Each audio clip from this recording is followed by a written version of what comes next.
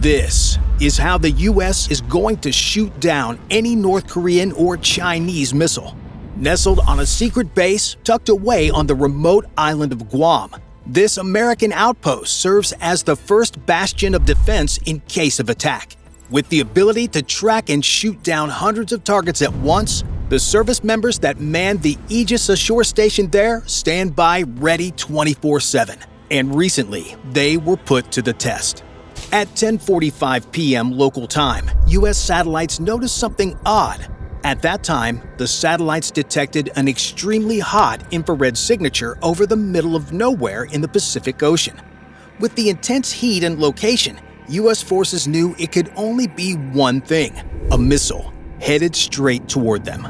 With alarms going off at the U.S. base, the troops knew there were only seconds to spare before it was too late. But how were the troops going to identify and, much less, shoot down a missile traveling 5 times the speed of sound? That is where this new radar comes in, known as the AN/TPY-6 radar.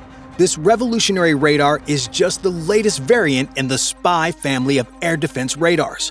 With 4 large, phased arrays that stand roughly 60 feet tall each, the radar has the ability to scan for targets in a 360-degree pattern up to 90 degrees straight up in the air. Thanks to its large size, it can detect targets at around 1,000 miles, though the actual range is probably a lot more. Additionally, with its massive series of 2-foot-wide individual radars comprising each phased array, the TPY-6 solves a problem that has plagued radars for years. Before, it was standard practice that a radar could either see far or see well, but not both. This radar turns that concept on its head. As the incoming missile left its boost phase, it shed a whole bunch of junk, such as its expended rocket motor, various debris like nuts and bolts, and countermeasures designed to mimic the missile's flight path to trick air defense systems. While traditional radars may not have distinguished the warhead from all the other junk in the debris field, the TPY-6 performed beautifully and never lost track of the missile. As the missile continued along its mid-course phase, the Americans fired an SM-3 Block II Alpha missile, which roared out of its vertical launch cell and made a beeline for the oncoming missile. As the SM-3 closed with the target at roughly 10,000 miles per hour, it did something extraordinary instead of exploding near the target. For the final approach to the target, a kinetic warhead separated from the SM-3 and changed its course to literally smash into the incoming missile and send its pieces into the inky darkness of the waves below. However, this intercept did not make headline news because it was all just a test conducted by the U.S. military with its new Aegis ashore site in Guam. The test could not have come at a better time, thanks to some absolutely terrifying developments North Korea and China have made that raise the stakes in the Indo-Pacific to unprecedented levels.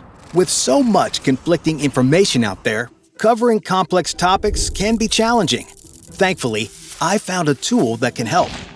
Ground News is an independent organization that brings tens of thousands of sources worldwide into one place. By using their website or app, you can compare the bias, factuality, and ownership behind each source that gives you the real facts, often missing in today's reporting, which is why I'm glad they're the sponsor of today's video. A recent story about a massive Chinese naval force near Taiwan shows staunch differences in reporting. This left-leaning headline from Taiwan offers a straightforward, fact-driven perspective, while the ABC headline frames it much more provocatively. This highlights how local sources often provide valuable context missing from broader narratives. Another amazing feature is Blind Spot Feed. This function shows stories that are either disproportionately covered by one side or not at all. It is crucial so I don't miss key stories shaping the world. Without Ground News, we wouldn't be able to uncover all the interesting stories we bring to life in our videos. That's why anyone who wants to figure out what is really going on in the Pacific needs Ground News to separate fact from fiction. I highly recommend checking them out. Through my link ground.news/beyond, you'll get 40% off the Vantage plan, the same one we use to see the bigger picture. Now, back to how the U.S. is redefining the Indo-Pacific region's balance of power because of North Korea and China. On January 6, 2025, the North Koreans carried out their most dangerous missile test to date. Just outside of Pyongyang, Kim Jong-un and his close confidants watched as a new missile soared into the sky. According to North Korea state media outlets, the missile, the Hwasong-16B, is supposedly the most advanced missile ever created. With a top speed of Mach 12 and solid-state fuel, the missile can allegedly hit further and move faster than any previously made hypersonic missile by any country. While, of course, our little rocket man is exaggerating the top speeds of this missile, the fact that North Koreans have started using solid-state fuel and have missiles that can reach hypersonic speeds of any kind is no laughing matter. Thanks to Russian cooperation and North Korean engineers, Hermit Kingdom is advancing its missile programs by leaps and bounds. Because of this, though the missile fell harmlessly into the sea, the U.S. didn't want to take a chance that North Korea could fire rockets for real at U.S. soil. This is where Guam comes in. If you look at the map, Guam is important for two reasons. First, it is roughly 2,000 miles away from North Korea and China, while the west coast of the U.S. is about 6,000 miles away. Because of the extreme speeds at which ballistic missiles move, having a forward base that can be a first line of defense makes sense. The second major reason is that Guam lies in what is called the second island chain. Because of Chinese aggression in the South China Sea, the Spratly, Parcel, and other island chains are referred to as the first island chain. In the event of a war, China would want to keep America out of there and then keep the U.S. at bay, at least at the second island chain. The second island chain, comprised of countries like Japan, the Philippines, and Guam, is where the U.S. Navy will fight to maintain its presence in the Pacific. Fortifying Guam plays into this strategy by guaranteeing U.S. Navy access to the Western Pacific. But just how is the military building up Fortress Guam? In 2013, the U.S. Army began moving its missile defense systems into Guam. The first of these systems was the infamous Patriot systems, which are great for protecting the island itself. After these were installed, the Army put into place more advanced Terminal High Altitude Air Defense, or THAAD, which is geared towards knocking out a ballistic missile in its terminal phase of flight when it is hardest to hit. For more than a decade, this was the current defense posture on Guam until the U.S. Navy finally joined the party and began installing what is known as Aegis ashore. This Aegis combat suite is the U.S. Navy's premier system that integrates its revolutionary spy radar with standard missiles and an advanced computer software program that helps sailors conduct air and missile defense arrangements. But despite the amazing capabilities of Aegis at sea, there are a few limitations the Navy needed to fix to make it better. Because ships need to generate all their own power, there are limitations about how much power can be allocated to the radar, which decreases the effective range and scan rate. Additionally, ships are limited to their size on how large the phased arrays can be. Aegis Ashore solves these problems by taking those same systems installed on U.S. warships and then modifying them for land use. This typically means making the phased arrays larger and having a much stronger electrical generation system. In 2024, the U.S. Navy began installing these radars and vertical launch systems to fire the SM-3 and SM-6 missiles. The main difference between the two missiles are intent and destruction mechanics. The SM-3 is a primary ballistic missile defense munition in the U.S. Navy. With its incredible speeds and altitudes, it is designed to close with an incoming threat and destroy it with a lightweight exo-atmospheric projectile that separates from the warhead. By contrast, the SM-6 is a very advanced missile that is best for area air defense against more conventional weapons, but is also built to contend with weapons of unknown capability. Its destruction mechanism is exploding near the target once the missile judges it's in close enough proximity to take out the incoming missile. In December 2024, the Navy conducted the first live fire test with its newest Aegis Ashore facility in Guam. Thanks to the resounding success, Guam now has air defense capabilities at the short, medium, and long range that can knock out any threat North Korea or China sends its way. But Guam is just one small piece of a larger network that the U.S. has been building that creates a proverbial noose around the necks of North Korea and China should they ever go to war. Due to their locations next to North Korea and China, both South Korea and Japan have a vested interest in ballistic missile defense. However, these two countries have largely relied on U.S. systems for their defense due to years of budget cuts and lack of technical know-how. Starting with South Korea, the U.S. gave them their first THAAD battery in 2017. In recent years, the U.S. has also upgraded South Koreans' Patriot systems to the Patriot Advanced Capability models.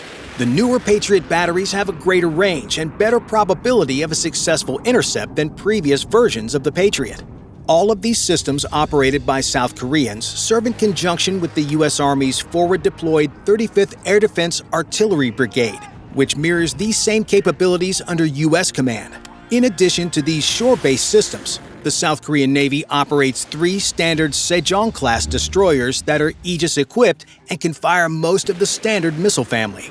While Japan does possess the same Patriot capabilities as the South Koreans, the Japanese mainly focus their ballistic missile defense on their 8 Aegis-capable destroyers. Comprised of destroyers in the Kongo, Atago, and Maya classes, these destroyers effectively resemble their U.S. counterparts. Brimming with around 96 vertical launch cells, a 5-inch main gun, torpedo tubes, 25mm chain guns, close-in weapon systems, and various machine gun mounts, these destroyers are multi-mission platforms also armed with SM-3 missiles capable of exo-atmospheric intercepts at around 50 miles above the Earth's surface. However, despite these amazing capabilities, these two countries have a few technological gaps. For example, Japan scrapped its planned Aegis ashore program for a couple of reasons, with one of the main ones being about civilian safety inside booster drop zones. The booster drop zone is the area around where a standard missile launches, where the rocket booster falls off before the missile transitions to cruise. At sea, this wouldn't be a big deal, but in crowded urban environments, this poses a public safety risk. In addition to this, ballooning costs and resistance from local leaders who didn't want the sites in their area helped to squash the program before getting off the ground. As a compromise, the Japanese self-defense forces have been working on 2 mega destroyers in conjunction with the U.S. These destroyers will weigh in at about 20,000 tons, twice the size of the largest current Japanese destroyer, and will have the double VLS cells at around 200. These new destroyers will also ditch their mission sets like surface warfare or anti-submarine warfare and instead be solely focused on missile defense. The South Koreans' 3 Aegis-equipped destroyers do not carry SM-3 missiles, hindering their ability to attack targets before they reach their terminal phase of flight, when the missile turns over from its mid-course phase and is essentially barreling straight down on its target. Additionally, the South Koreans have been working hard to create their own indigenous anti-air systems, but positive progress has only been made on their radar, dubbed Green Pine. Because of these technological gaps in key U.S. allies, the U.S. Navy is filling the void with its own ships that will act as the first line of defense in any scenario with North Korea or China. The U.S. Navy has 83 Aegis-capable ships. This number includes 74 Arleigh Burke-class destroyers and 9 Ticonderoga-class cruisers. Of these ships, 51 destroyers and 2 cruisers are ballistic missile defense, or BMD, capable. Not all Aegis-equipped ships are BMD capable, because the advanced baseline of Aegis is required to run the incredibly complicated software programs and process the huge amounts of data from the increased capabilities of more advanced spy radars.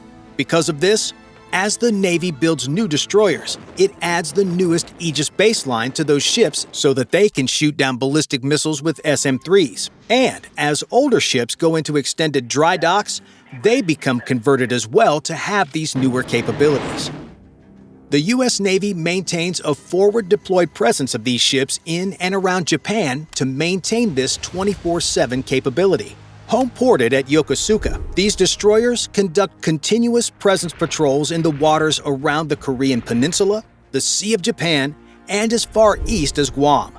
In addition to these forward-deployed ships that conduct shorter-range patrols, there's a regularly scheduled rotation of BMD-capable ships deployed from Pearl Harbor, San Diego, and Everett that control the South China Sea and other areas of the Indo-Pacific. Though the exact numbers of deployed ships are unknown, the fact that each of these ships has around 96 VLS cells means that there could be potentially up to several hundred missiles at a time in key choke points in the South China Sea and Sea of Japan that could respond to an incoming threat. However, there is just one problem with the current strategy. The Chinese Navy outnumbers the US Navy in this region. As of today, the Chinese have around 2 million tons and around 370 surface combatants, compared to the US Navy's 4.5 million tons and 273 surface combatants. However, despite the US overall outnumbering the Chinese on paper, the Chinese Navy is concentrated in a very small region, while the bulk of the US Navy is spread throughout the entire globe. So, if things heated up in the region, the Chinese may have local naval superiority. But this is where Guam comes into play once again. If a real war ever popped off between the US and China or North Korea, there would be a lot of unknowns. But one thing we do know for sure is that there are a lot of missiles that'll be fired. Because both countries would seek to keep the US Navy at arm's length with a barrage of every type of missile in their inventory. This is where the Air Force could assist the Navy in taking back parts of the Pacific. Though there are no permanently stationed heavy bombers at Andersen Air Force Base in Guam, there is a rotational deployment of at least 4 bombers there at any given time as part of the Air Force's Bomber Task Force. These bombers, primarily B-52s with occasionally B-2s as conditions warrant, form the core of the Air Force's long-range strike capability that could defeat enemy missile sites before they even get airborne. But how would they do this? Thanks to both the aircraft's ability to aerially refuel, their range is essentially indefinite as long as they keep getting gas while airborne. But even if they didn't, they would still have enough fuel to carry out strike missions and return to a friendly base in Guam, Japan, or South Korea thanks to the plethora of standoff weapons they can carry. For example, the B-52 can carry up to 20 AGM-86B air-launched cruise missiles. These weapons, with a max range of 1,550 miles, can allow the B-52 to take out coastal Chinese missile and radar sites from well outside the Chinese airspace under the protection of Guam's air defense network. In addition to these weapons, the B-52 can also carry the AGM-152 Joint-to-Air-Surface Standoff Missile and its extended-range variant. However, these missiles have a range of 230 to 570 miles, respectively, and only 12 can be carried inside. B-2's Spirit can also carry these same munitions. With these capabilities, the Air Force maintains a significant counterstrike capability in case of a real-world missile launch from either country.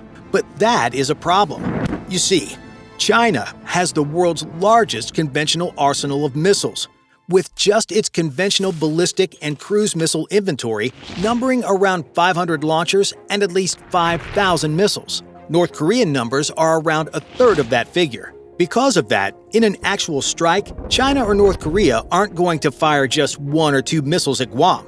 They would fire hundreds, if not thousands. This creates a very possible situation that it's very likely Guam's air defenses could become overwhelmed and run out of interceptors even as missiles continue raining down. And that is where the US military's trump card comes into play. Currently, the US Navy operates 71 submarines, with the force roughly split between the Indo-Pacific and the rest of the world. Among these submarines are 24 Los Angeles-class attack submarines and 26 Virginia-class submarines. Although these would be amazing tools to wreak havoc amongst Chinese and North Korean naval assets and shipping, their primary focus is not air and missile defense. Additionally, the U.S. maintains a fleet of around 14 Ohio-class ballistic missile submarines armed with nuclear weapons. However, these would only be used for one of these nations' ongoing or imminent nuclear strike. If we're talking about a purely conventional war, then the U.S. Navy has 4 submarines that could completely flatten Chinese and North Korean missile sites to prevent their use. As part of the START I Treaty in 1991, the U.S. was limited in the number of nuclear-armed submarines it could have. So it converted 4 of the Ohio-class submarines into guided missile submarines. With the ability to carry up to 154 Tomahawk cruise missiles, these submarines can strike targets around 1,000 miles inland. This means that the entirety of North Korea's arsenal and the bulk of China's would be subject to a naval counterstrike that both nations would be powerless to stop. Due to this capability, no matter what missile China or North Korea launches, the US and its allies have defense in depth on land, sea, and air that can turn the Pacific into America's next Great Lake if Uncle Sam wanted to. Bye for now.